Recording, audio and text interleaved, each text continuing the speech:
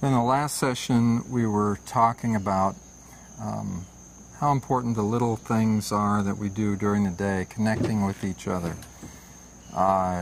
and little conversations, and sometimes big conversations, but just that connecting, because couples can tend to get disconnected over time, and we have to learn how to connect. And then, as we were wrapping it up, I mentioned friendship, and I wanted to take this session and kind of focus on friendship, because I really think that that's what's missing in a lot of marriages. Sometimes there never has been a true friendship developed. And if you think about friendships and development of friendships, the kind of the classic idea of friendship is that there's some common interest, some common connection, there's a certain level of camaraderie and respect, and these are two people that like to spend time together. Yeah. Either doing things together or talking together or whatever that is, but their common interest is there. And over time, the friendship deepens because they are spending time together and they're talking and that sort of thing. And so if that's not happening in a marriage, then I think a lot of people expect the physical attraction to make up for it. Well, to make up for it. Yeah. It will continue if the friendship is there. But if the friendship is not there, what can often happen, two people living together who are constantly bumping into each other, having conflict, not knowing how to resolve them, building resentment, and then no real friendship bond there. Those things all take the physical connection and really mess it up. Yes. They bring it down, down, down, down. Absolutely. And so then over time there's nothing left. So then the question is, how can a couple that's already together that recognizes that they don't have this strong friendship bond, how can they make that happen? Right. Well, it takes some work, and it takes some creativity, and it takes cooperation.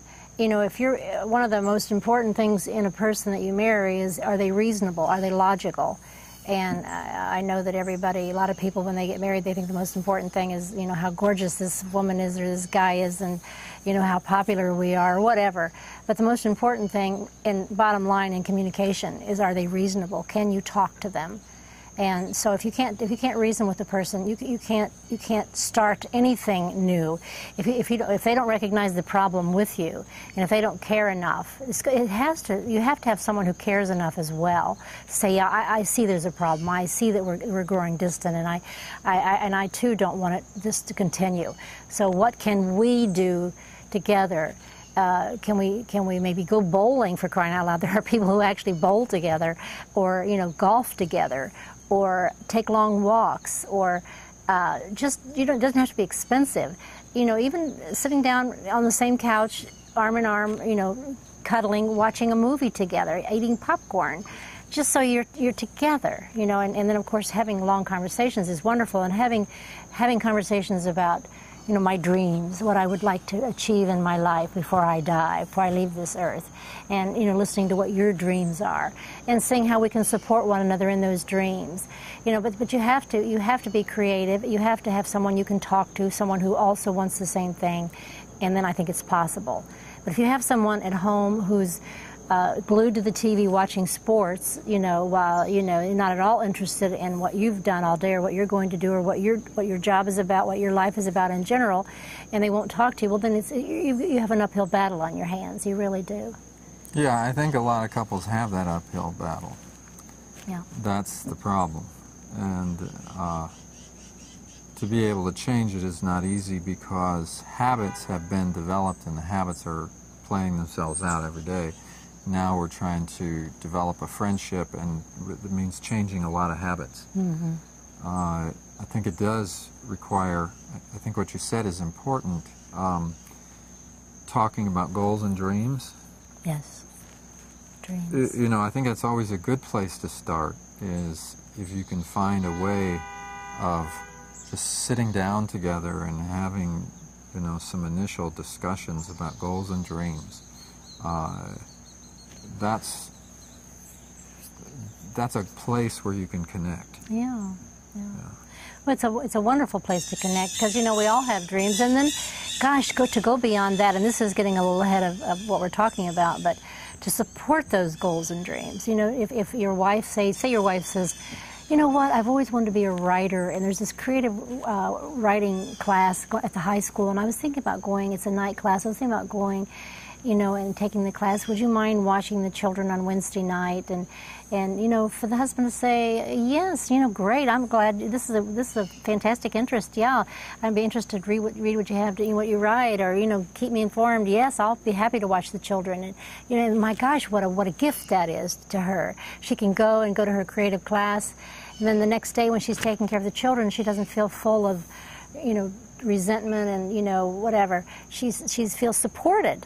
And I think it's really valuable that we do. And then when you know, I don't know, and the guy the same way. If he's got interest that he's wanting to do something, and the wife, you know, she should take an interest. It's a balancing act, because if you get too much of that, they're never going to see each other. Well, of course. As we try to wrestle with how do we build a friendship, it's true that allowing separation to happen is a good thing. Well, support. But it doesn't necessarily build a friendship. I mean, if there's no support, it does if there's no support, it does. If there's no support, that's a problem. Yeah. But to build an active friendship, if you look at any friends that you have, the basis of the friendship is something that you either talk on the phone together, or you go places together, or you sit down and you have conversations together, you do things together, but it's the together part that builds the friendship. Well, that's the subject we're actually talking about, I agree. Yeah. So, I mean, it's really valid. I got Sometimes off on that other thing. The separation thing can be a good thing, but don't ever be fooled to think that in itself is going to build friendship. Right. Because when you go to your creative writing class and I go off doing my thing, we are not building a friendship. That's true, except I think what I was trying to insert in there, though, was that, gosh, you care about me. You know, you care about me. Sure. You care enough about me to stay on with the children for a couple hours and let me go to this class, which Absolutely. really means a lot to me. Those things are good. So that makes me think of you as being my buddy, my helpful, supportive buddy. Right. So I'm going to hang in there with that. Who I never talk to. Yeah, right. Well, I think, though, that, you know, for us, for instance, we've never had that problem where we had to start. I think we were friends in the very beginning, and this is another subject yet. I think it's a real good idea to be friends with the person that you're going to marry before you marry them. Because if you can do that and really know them, know something about them, there was a time when I didn't think I thought living together was not a good idea, but now I think it's a grand idea, because I think you really get to know someone when you live with them for a while. And I feel like if you can build a friendship before you say the I do's, you have a better chance of having a healthy, happy marriage. No question about it. Yeah. Yeah, people that get all hot in the bedroom and run off to Vegas and get married and think, oh man, you know, who is this person I married? After all that's died. To sustain the relationship, there needs to be that friendship. It doesn't necessarily have to start before you tie the knot, or in whatever way you tie a knot. But if it doesn't happen fairly soon, you will start developing habits that are exclusive of friendship. Yeah.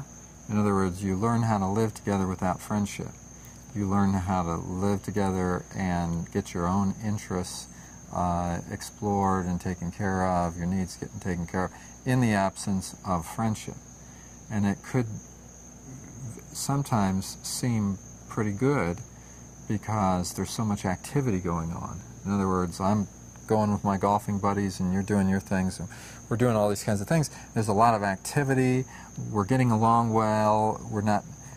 In a way, the separation helps, because if we're together too much, we step all over each other, and we have more likelihood of getting in arguments. If we don't have a friendship, we don't know how to resolve those arguments very well, and so a lot of couples are looking for ways to separate so that they can get along better.